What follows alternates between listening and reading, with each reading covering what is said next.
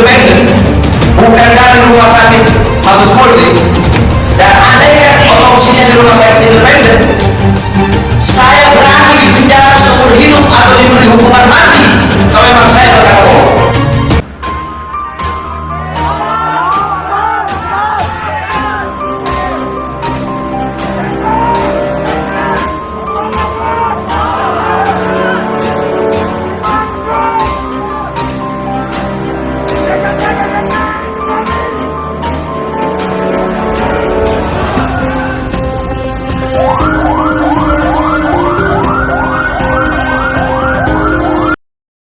Tersebut berkeberatan.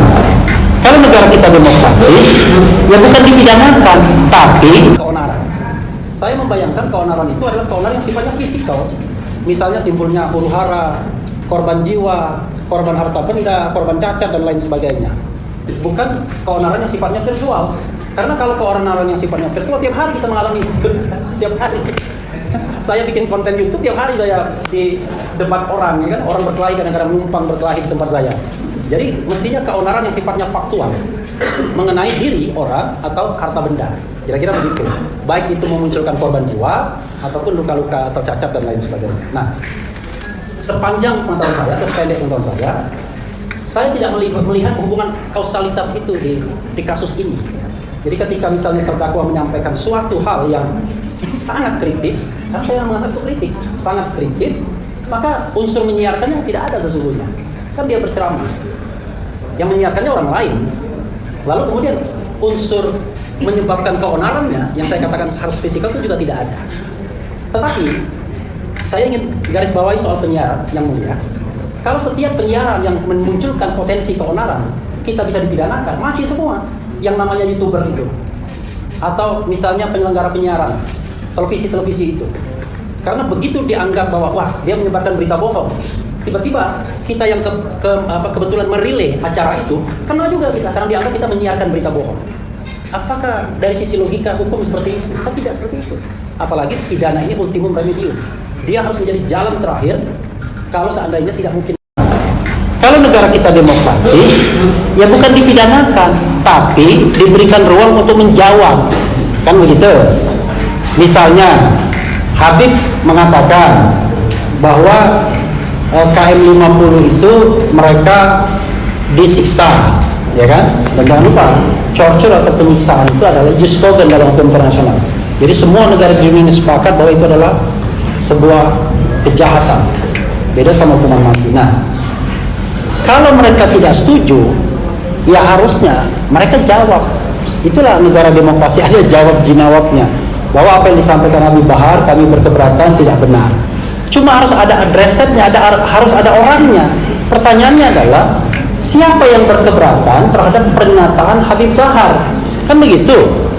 Kan harus jelas. Harusnya yang paling potensial berkeberatan itu Yusmin Ohorela dan Fikri Ramadan, kan begitu?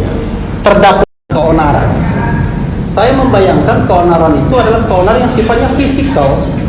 Misalnya timbulnya huru-hara, korban jiwa, korban harta benda, korban cacat dan lain sebagainya. Bukan keonaran yang sifatnya virtual. Karena kalau keonaran yang sifatnya virtual tiap hari kita mengalami itu. Tiap hari. Saya bikin konten YouTube, tiap hari saya di debat orang, ya kan? Orang berkelahi, kadang-kadang numpang berkelahi di tempat saya. Jadi mestinya keonaran yang sifatnya faktual mengenai diri orang atau harta benda. Kira-kira begitu. Baik itu memunculkan korban jiwa ataupun luka-luka atau cacat dan lain sebagainya. Nah, sepanjang pengetahuan saya atau sependek pengetahuan saya tidak melihat hubungan kausalitas itu di kasus ini. Jadi ketika misalnya terdakwa menyampaikan suatu hal yang sangat kritis, karena saya menganggap itu kritik, sangat kritis, maka unsur menyiarkannya tidak ada sesungguhnya. Kan dia berceramah, yang menyiarkannya orang lain. Lalu kemudian unsur menyebabkan keonarannya yang saya katakan harus fisikal itu juga tidak ada. Tetapi saya ingin garis bawahi soal penyiaran yang mulia. Kalau setiap penyiaran yang memunculkan potensi keonaran kita bisa dipidanakan, mati semua yang namanya YouTuber itu. Atau misalnya penyelenggara penyiaran televisi itu.